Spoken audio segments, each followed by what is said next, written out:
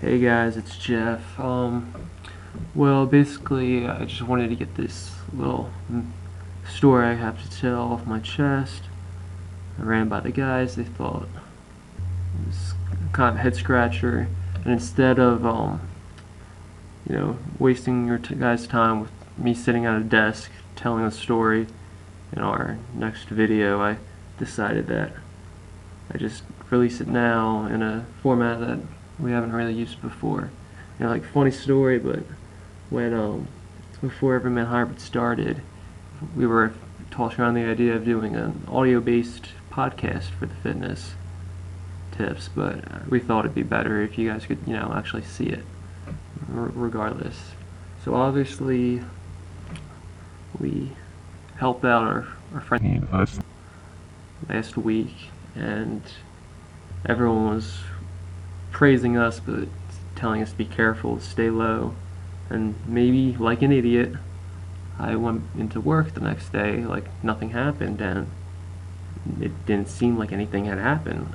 I went in and I noticed that one of the elevator shafts was blocked off with, yellow caution tape, and at first I didn't really think much of this, but because they've been doing, a lot of construction recently.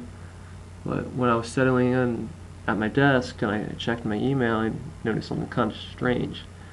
It was disappointing at first. There was a cancellation of the upcoming holiday party, and every year a few of my coworkers form this funny little charity band, and we open up the cafeteria for a community Christmas party.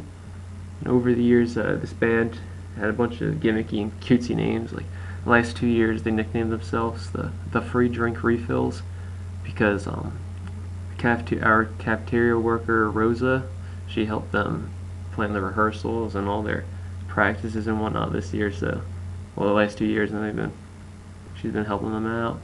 So regardless, this little get-together was always a hit because, it was funny to see all the staff working close together, like Dr. Ross, and I think he was on the drums this year, and Pat the janitor, he was on keyboard, so everyone from different departments was helping out. It was a real cool experience. Well, so I got this mass email telling me that it was canceled, and naturally I was bummed out, but then I noticed the smaller text at the bottom of the email. It said, "Donations and collections for Glenn and John's families will be in their departments until the new year."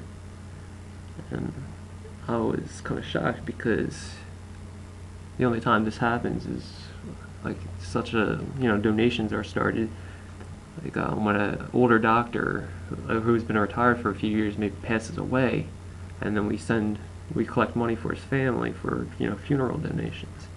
Well, two employees had apparently died over the weekend in this freak accident. Like, since the staff was on weekend staffing, like a skeleton crew, housekeeping was a bit behind on cleaning the vacated rooms, and the accident happened where usually rooms 135 to 145 are pressurized for patients with tuberculosis or something. But since there wasn't a high demand over the weekend, obviously, a young girl had occupied one of the higher rooms and didn't require the pressurization. So one of our housekeepers, John Maynor, he was moving up tanks back into the room and readjusting the pressure readings. Generally, we're only supposed to have maybe a max of 6 tanks in a room, but I guess John messed up and placed 8 in the compartment. At the same time, a member of our security staff, Glenn Eisen, had been walking by when the instruments busted and caused a enclosed flash fire. I thought this was terrible.